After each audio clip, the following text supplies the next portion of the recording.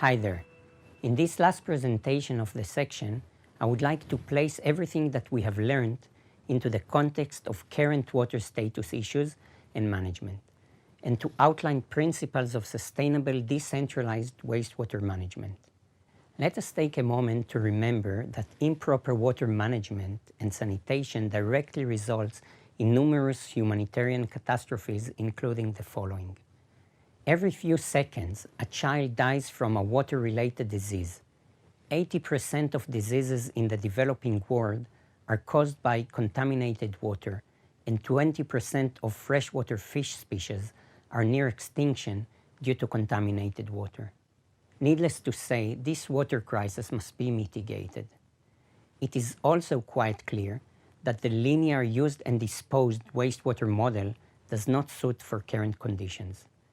Remember that this model was established for a global population smaller than 2 billion people, primarily living in rural areas with no modern technology.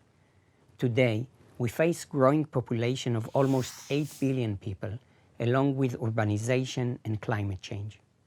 This situation creates water stress, increasing resource consumption and nutrient dispersal, and is the driver for recent debates and changes in water-related management and policy.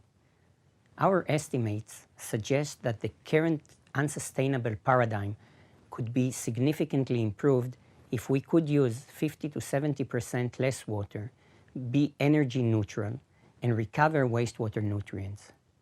It is also quite clear that the introduction of modern decentralized or on-site integrated water and resource management could play a major role in any future water management scheme.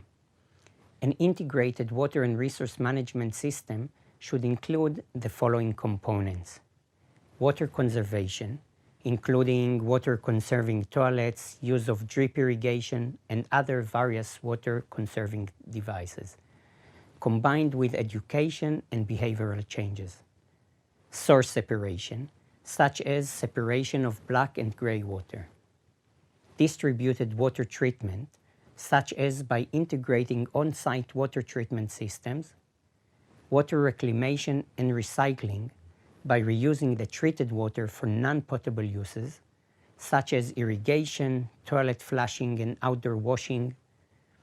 Management for energy production, such as biogas and microbial fuel cells. Nutrient recovery, such as using the nutrients recovered from wastewater as fertilizers.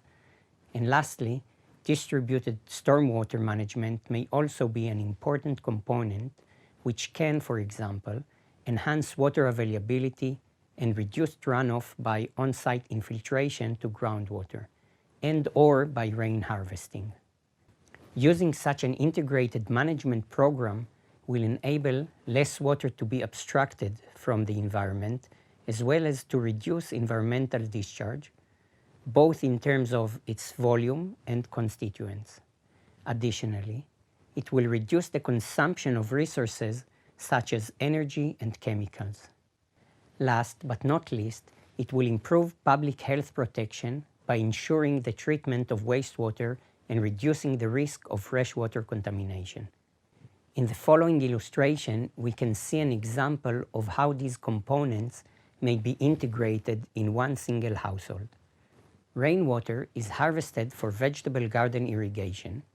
The vegetables are then cooked, and the food scraps go into a biogas digester with other organic waste, such as from the toilets. The biogas produced is used for cooking, and the nutrient solution is used for ornamental garden fertilization that is watered by treated gray water. Introduction of tap water savers on the faucets reduce water flow and can further reduce water consumption. In summary, I would like to stress that the introduction of on-site units into the new paradigm is vitally important in the overall new water management scheme. With this, I would like to conclude this section and thank you for your attention.